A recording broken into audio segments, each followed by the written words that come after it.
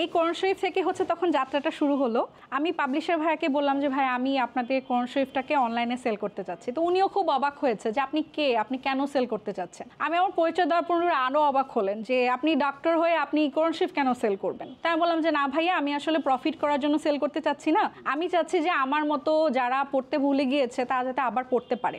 সেখান থেকেই আমরা আসলে এটা স্টার্ট করলাম এবং আমি একেবারে প্রফিট মিনিমাম রেখেছিলাম শুধুমাত্র কস্টিং। এবং আমি বলেই দিই, আমি 50 টাকা প্রফিট করে আমি কোরআন শরীফগুলো সেল করেছিলাম। তখন যখন পোস্ট করলাম আমি ভেবেছিলাম যে কেউ নিবে না, কিন্তু খুব সারপ্রাইজিংলি আমার পোস্টের পরে আমি একসাথে 200 কপি কোরআন শরীফ ফার্স্ট দিন সেল করে ফেলেছি। অ্যান্ড আমার মনে আছে লকডাউনের টাইমে 6 মাসে আমরা 3000+ কপি সেল করেছিলাম জাস্ট কোরআন শরীফটাই। এরপর লকডাউনটা শেষ হয়ে গেল এবং ডেফিনেটলি তখন আসলে এই প্রোডাক্টের এত ডিমান্ড ছিল না। তখন যেটা হতো যে আমি কোন হিজাব পড়তেছি, কোন আবায়া পড়তেছি, এটা নিয়ে আসলে আমার কাস্টমার আপুদের অনেক ইন্টারেস্ট ছিল এবং তারা আমাকে রিকোয়েস্ট করা স্টার্ট করলো যে আপনি হিজাব নিয়ে আসেন, আপনি আবায়া নিয়ে আসেন, আমরা নিব।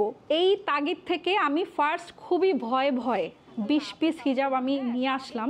সেখান থেকে 20 পিস হিজাব আমি পোস্ট করার সাথে সাথে সোল্ড আউট হয়ে যায়। আমি এখন খুব প্রাউডলি বলতে পারি বিজনেসের 5 বছর প্লাস হয়ে গিয়েছে, আমরা মোর দ্যান 2 লাখ পিসের উপর সেল করে ফেলেছি। আমি যেহেতু ঢাকা মেডিকেল থেকে MBBS কমপ্লিট করেছি, আমার আশপাশের মানুষজন, আমার ফ্যামিলি মেম্বার সবাই আমাকে অনেক ক্রিটিসাইজ করা শুরু করলো। আমার রিলেটিভদের সাথে যখন কোনো ফাংশনে দেখা হতো তখন সবাই বলতো কাপড় বিক্রি করতেছো কেন, কাপড় তো ইসলামপুরেও বিক্রি করে। এখন আমি তাদেরকে বোঝাতে পারতাম না যে আসলে এটা কাপড় না, আমরা এখানে আলাদা করে ফ্যাক্টরি আছে আমাদের, আমরা কাপড় ইম্পোর্ট করে আনতেছি, আমরা ম্যানুফ্যাকচার করতেছি।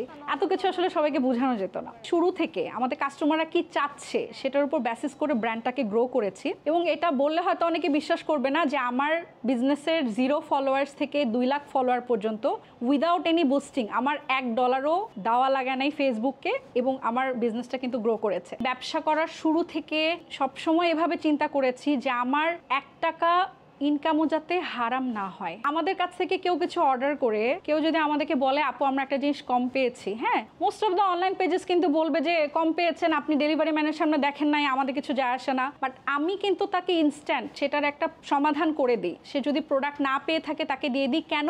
আমার হিসাবটা সহজ, যে আমি যদি না দিয়ে থাকি আখিরাতে হয়তো উনি আমার কাছে দাবি করে বসবেন, আর আমি যদি দিয়ে থাকি এবং উনি যদি মিথ্যা বলে থাকেন তাহলে সেটার ব্যাক আমি আখিরাতে পাবো। আমার দুনিয়ার হিসাব তো এখানেই সহজ হয়ে যায়। আমাদের বিজনেসটা 100% একটা বুটস্ট্র্যাপ বিজনেস এবং বিজনেসের শুরুতে ইনভেস্টমেন্ট ছিল আমার 10,000 টাকা, আমার হাজব্যান্ডের 10,000 টাকা, 20,000 টাকা। আলহামদুলিল্লাহ বিজনেসের টাকা দিয়ে কিন্তু বিজনেসটা বড় হয়েছে। আজকে যদি আপনারা ইন্তিসারের নেটওয়ার্থ ধরেন বা আপনারা যদি আমাদের টোটাল বিজনেস রেভিনিউটা চিন্তা করেন, ডেফিনেটলি কয়েক কোটি টাকার উপরে হবে। টোটালটাই আমরা কোনো জায়গা থেকে লোন না নিয়ে, বা যেহেতু আমরা একটু অন্য লাইফস্টাইল লিড করি, আমরা আসলে সুদের ব্যাপারটা একটু অ্যাভয়েড করার চেষ্টা করি এবং আল্লাহ তাআলার কাছে সবসময় বলি যে আল্লাহ তাআলা তুমি আমাদেরকে সুদের কাছ থেকে বা ঋণগ্রস্ত হওয়ার কাছ থেকে তুমি আমাদেরকে রক্ষা করো। আমার 2টা আউটলেট আছে, একটা ধানমন্ডিতে যেটা আমি 2 বছর আগে করেছি, সেকেন্ড আউটলেট এখন খিলগাঁওতে করলাম। আলহামদুলিল্লাহ আমাদের কোনো কারো কাছে মুখাপেক্ষি হওয়া লাগে নাই। ফার্স্টে আমরা আসলে বিজনেসে কাজ করতাম 2 জন, আমি আর আমার হাজব্যান্ড। সবার প্রথমে আমার ফ্যামিলি মেম্বার্সরা, আমার শাশুড়ি মা আমাকে অনেক সাপোর্ট করছেন। আমি বলবো যে আমার মার থেকেও বেশি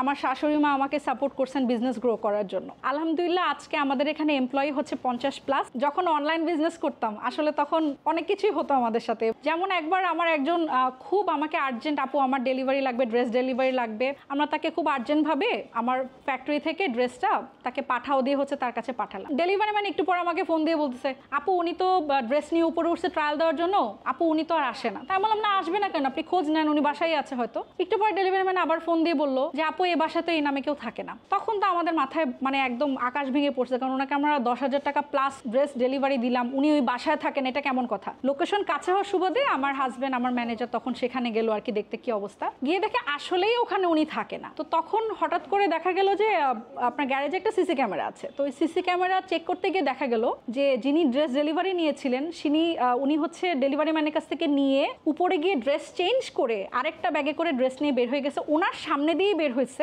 উনি বুঝতে পারেন নাই কারণ ড্রেস চেঞ্জ করা ছিল। আমার সবসময় আমার যেটা আসলে তাগিদ ছিল যে আমার আশপাশের মানুষ সবাই বলে যে সবই তো করে ফেলছো, তুমি তোমার ডাক্তারিটা কবে করবা। ফাইনালি আমি আমার পোস্ট গ্রাজুয়েশন পড়াশোনা কমপ্লিট করেছি ডার্মাটোলজির উপরে। আমি ডিপ্লোমা কমপ্লিট করেছি প্লাস অ্যাস্থেটিক মেডিসিন, লেজার এটার উপরে ফেলোশিপ কমপ্লিট করেছি। ইসলামিয়া ডায়াগনস্টিক সেন্টার আমি কনসালটেন্ট ডার্মাটোলজিস্ট হিসাবে আছি, আর সাথে হচ্ছে আমার নিজস্ব ক্লিনিক আছে।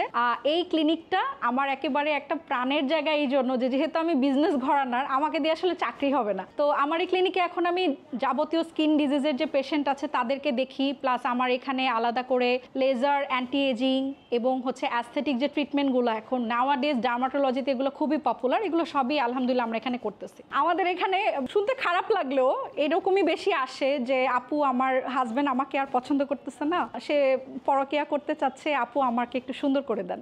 এগুলো এখন নাওয়াডেজ এই প্রবলেমগুলো খুবই বেশি, আল্লাহ মাফ করুক, এই প্রবলেমগুলো এখন অনেক বেশি। আসলে আমরা হিজাব আবায়া ছাড়াও যে আমার কাস্টমাররাই আমাকে সবকিছু আনতে বাধ্য করে, তো তারা বলে যে আপু আমাদের এখানে একটা মেয়ের যা লাগে সবকিছু থাকা উচিত। তো সেখান থেকে হচ্ছে আমরা এখানে জুয়েলারি এনেছি, আমার একটা সাব ব্র্যান্ড তৈরি করেছি আমি আমার ইন্তিসারের সাথে, সেটা হচ্ছে লাভি বাই ইন্তিসার। সেখানে হচ্ছে আমরা সব লাইফস্টাইল প্রোডাক্টগুলো সেল করি। আমাদের আসলে কাস্টমারগুলো আসলে ওয়ার্ড অফ মাউথের মাধ্যমে তৈরি হয়েছে। ধরেন যে একজন ইন্তিসার থেকে কিছু নিয়েছে, সে তার ফ্যামিলি মেম্বারদেরকে বলেছে, এরপর তার পুরো ফুল ফ্যামিলি আমার কাস্টমার হয়ে গিয়েছে। ঠিক এভাবে একটা স্পেসিফিক অফিসের সব কলিগরা আমার কাস্টমার, একটা ইউনিভার্সিটির একটা ব্যাচের সবাই আমার কাস্টমার। সো আমি আসলে গ্রোই করেছি কাস্টমারের ওয়ার্ড অফ মাউথ দিয়ে। ছোটবেলা থেকে সবসময় চিন্তা করতাম বড় হয়ে ডাক্তার হব, ইঞ্জিনিয়ার হব, ডাক্তার হলাম, এরপরে যে আল্লাহ তাআলা এইভাবে করে রিজিক এনে দিবেন এটা তো আসলে কল্পনাই করি নাই।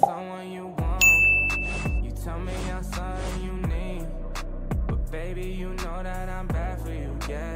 Why you gotta be so nice?